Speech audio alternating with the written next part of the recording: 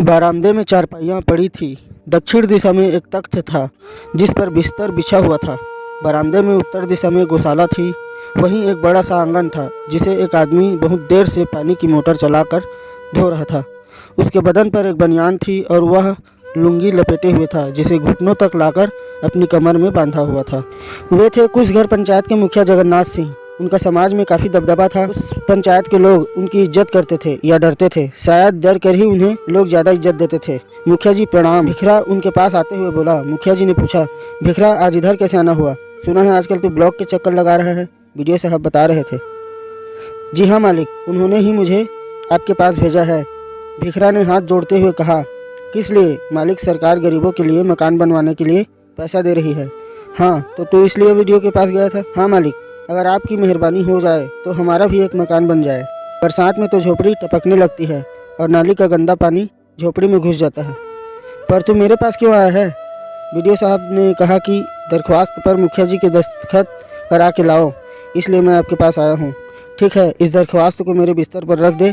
पहले तू गाड़ी धुलवाने में मेरी मदद कर, मुखिया जी ने कहा। भिखरा ने वैसा ही किया। जब गाड़ी धुल गई तब मुखिया जी ने कहा, गाय का गोबर हटा दे। भिखरा ने गोबर को हटाकर उस जगह को साफ कर दिया। हाथ धोकर वह उनके पास अपने कागज़ लेने गया।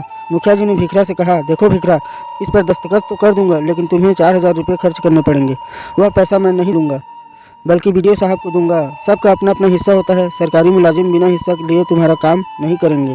मालिक, भला मैं इतना पैसा कहाँ से लाऊंगा? भिखरा ने कहा। यह तो तुम्हारी समस्या है, तुम ही जानो, मुखिया ने कहा। तब मालिक आप ही दे दीजिए, मैं आपको धीरे धीरे चुका दूंगा। देखो भिखरा, मेरे पास इस समय पैसा नहीं है। तुम देख ही रहे हो कि यह गाड़ी मैंने 6.5 लाख रुपए में खरीदी है और घर का खर्च, इसलिए मैं लाचार हूँ। मेरे पास होता तो मैं तुम्हें ज़रूर दे देता। तुम कहीं और से उपाय कर लो। मैं कहाँ जाऊँ मालिक, मैं तो आपके भरोसे यहाँ आया था। मेरे बाप दादा ने इस घर की बहुत सेवा की है। तुम कह तो ठीक ही रहे हो, पर इस समय चाह कर भी मैं तुम्हारी मदद नहीं कर सकता। मुखिया जी मंजे हुए खिलाड़ी थे।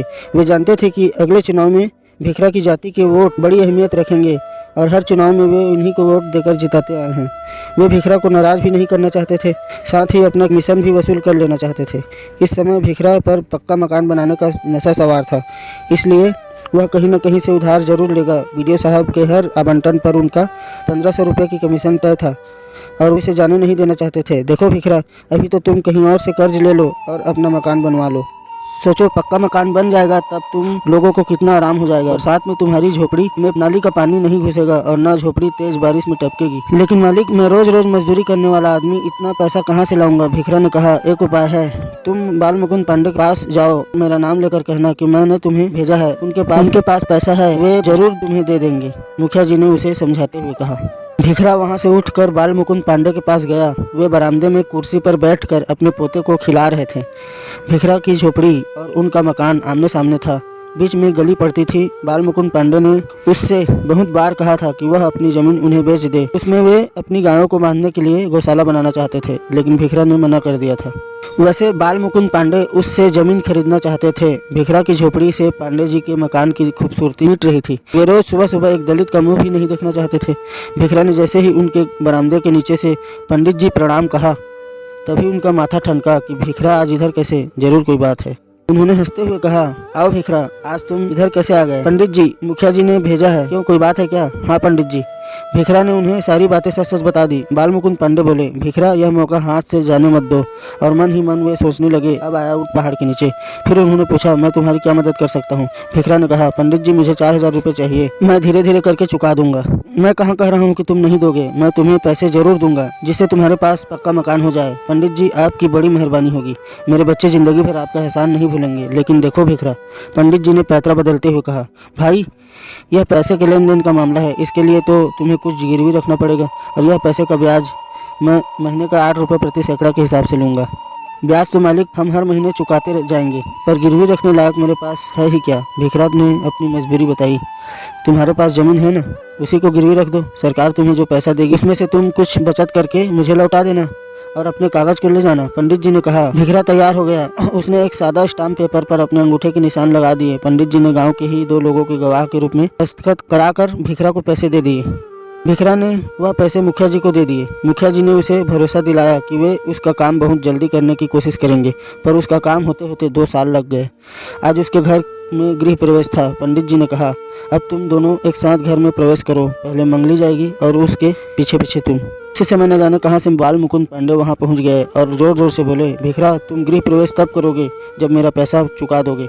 भिखरा ने कहा, पंडित जी हम आपका सारा पैसा दे देंगे, अभी तो हमें गृह प्रवेश कर लेने दीजिए।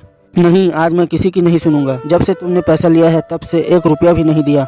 इस समय मूल पर ब्याज लगाकर 19,369 रुपये होते हैं। ये रुपये मुझे दे दो और खुशी खुशी गृह प्रवेश करो। पंडित जी इतना पैसा कैसे हो गया? भिखरा की पत्नी ने पूछा। तुम्हारी समझ में नहीं आएगा अय रामलोचन, तुम आओ मैं तुम्हें समझाता हूँ। पंडित जी ने रामलोचन को आवाज़ देकर कहा। पंडित जी ने उसे समझाया तो वह भी मान गया कि पंडित जी सही कह रहे हैं। भिखरा ने बाल मुकुंद पांडे से प्रार्थना की पर वे नहीं माने। थोड़ी देर में मुखिया जी भी वहाँ पहुँच गए। भिखरा ने उनसे भी कहा पर उन्होंने साफ कह दिया कि वे इसमें उनकी कोई मदद नहीं कर सकते। या तो पंडित जी के रुपये लौटा दो या जमीन छोड़ दो। मालिक, लेकिन हम अपने बच्चों को लेकर कहाँ जाएंगे? अब तो मेरी झोपड़ी भी नहीं रही। भिखरा ने मुखिया जी से गिड़गिड़ाते हुए कहा। वह तुम सोचो, जिस दिन पंडित जी से तुमने रुपए उधार लिए थे उस दिन नहीं सोचा था? मुखिया जी ने कहा। उस समय वहाँ पर काफी भीड़ इकट्ठा हो गई थी। सभी भिखरा को ही कसूरवार ठहरा रहे थे।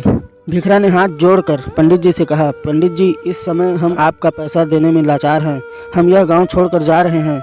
अब यह मकान आपका है और आप ही इसमें गृह प्रवेश कीजिए। थोड़ी देर बाद अपनी आंखों में आंसू लिए दोनों पति पत्नी अपने बच्चों के साथ गांव छोड़कर चले गए। इधर पंडित जी अपनी पत्नी के साथ हंसी खुशी गृह प्रवेश कर रहे थे।